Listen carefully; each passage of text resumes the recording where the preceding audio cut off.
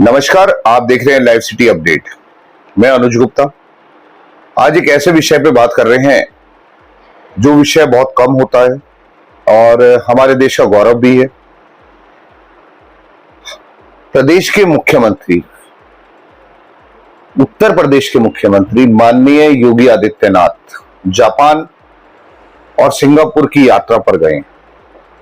एक बहुत गौरव का विषय हमारे प्रदेश के लिए और हमारे देश के लिए। वो किस लिए?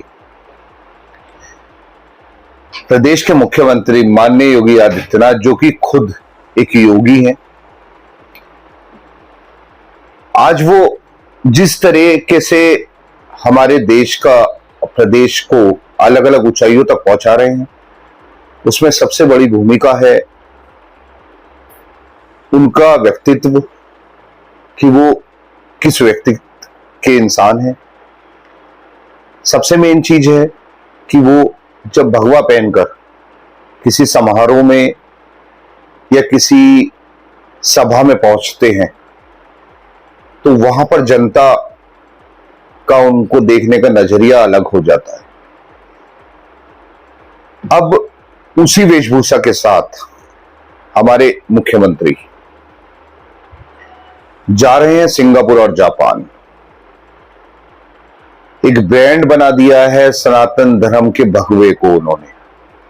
2024 से पहले की अगर बात करें तो भी वो यही पहनते थे, लेकिन किसी भी गद्दी पे बैठने वाला कोई भी शासक या तो पैंट शर्ट पहनता था या कुर्ता पजामा।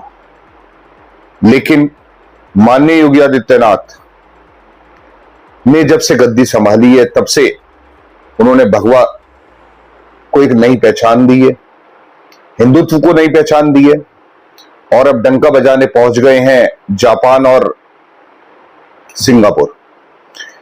बहुत आशाएं हैं उत्तर प्रदेश को कि वो रोजगार, निवेश वहां से इंडिया के अंदर लाएंगे। और जिस तरीके की उनकी भावनाएं रहती हैं अपने देश के प्रति, अपने प्रदेश के प्रति, और सबसे मेन चीज है कि जब वो बेटियों के प्रति अपना समर्पण दिखाते हैं। उत्तर प्रदेश में एक टाइम पर यह था कि रात को लड़कियां घर से बाहर निकलते हुए भी डरा करती थी। 2014 से पहले जब बीजेपी गवर्नमेंट नहीं आई थी, और उत्तर प्रदेश में 2017 से पहले। तो बात करते हैं 2017 से पहले की। 2017 से पहले जिस तरीके से महिलाओं और बेटियों पर अत्याचार हुआ करते थे, आए दिन रेप के मामले सामने आते थे, उन मामलों में बहुत रोक लगाई है। और अब कोई भी अपराधी कुछ करने से पहले डरता है कि कुछ मत करो वरना योगी बाबा का बुलडोजर आ जाएगा। और साथ साथ जब से बाबा जी ने गद्दी संभाली है तब से लॉ एंड ऑर्डर बहुत सुधर गया है। अब किसी भी अपराधी को अपराध करने से पहले सोचना पड़ता है कि अगर मैंने कुछ गलत किया तो मेरे साथ क्या हो सकता है। ये एक ऐसे शासक की तरह आए हैं जिन्होंने दिखाया है कि अपराध करोगे तो इस उत्तर प्रदेश में नहीं रहोगे।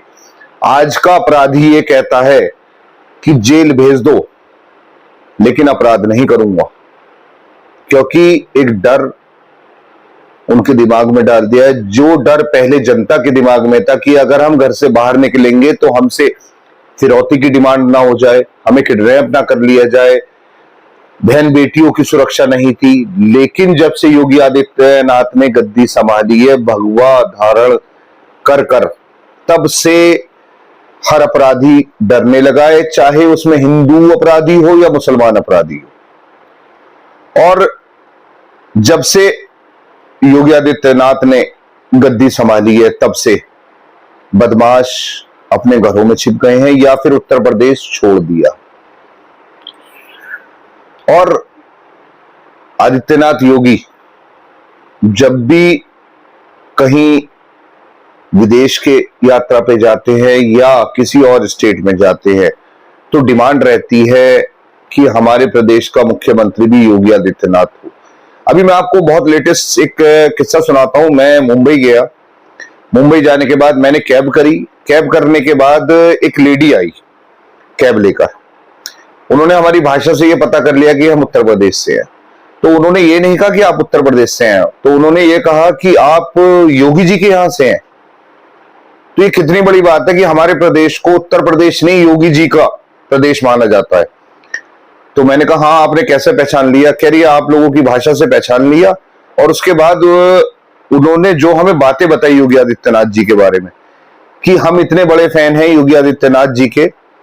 रहने वाली वो बिहार की थी, मुंबई में जो एक टैक्सी चला रही थी, और उन्होंने कहा हम चाहते हैं कि योगी आदित्यनाथ मुंबई जो जिस जगह के वो टैक्सी चला रही थी कि यहाँ पे भी उन जैसे व्यक्तित्व का कोई भगवादारी आए, और जैसे उत्तर प्रदेश को योगी जी ने संभाला है ऐसे ही हमारे मुंबई को संभाले। तो ये मतलब कई तरीके के कारण हैं, कई तरीके के, क्योंकि उनका जो व्यक्तित्व है, जिस तरीके से वो काम करते हैं, लॉ एंड ऑर्डर, बदमाशों के खिलाफ खड़े रहते हैं, बेबाक तरीके से बोलते हैं अपने देश और अपने प्रदेश के लिए, वो एक सराहनीय है। और कई प्रदेशों में हम लोग जाते रहते हैं, हर प्रदेश में कोई ना कोई इंसान हमें ऐसा मिलता है जो चाहता है कि हमारे प्रदेश का मुख्यमंत्री योगी आदित्यनाथ जैसा हो। तो ये बहुत बड़ी चीज है, और हम शुभकामनाएं देंगे योगी आदित्यनाथ जी को कि वो दोनों देशों में जो गए हैं वहां से निवेश भी लेकर आए और हमारे भारत देश का नाम बहुत बड़ा करें। यही हमारी शुभकामनाएं।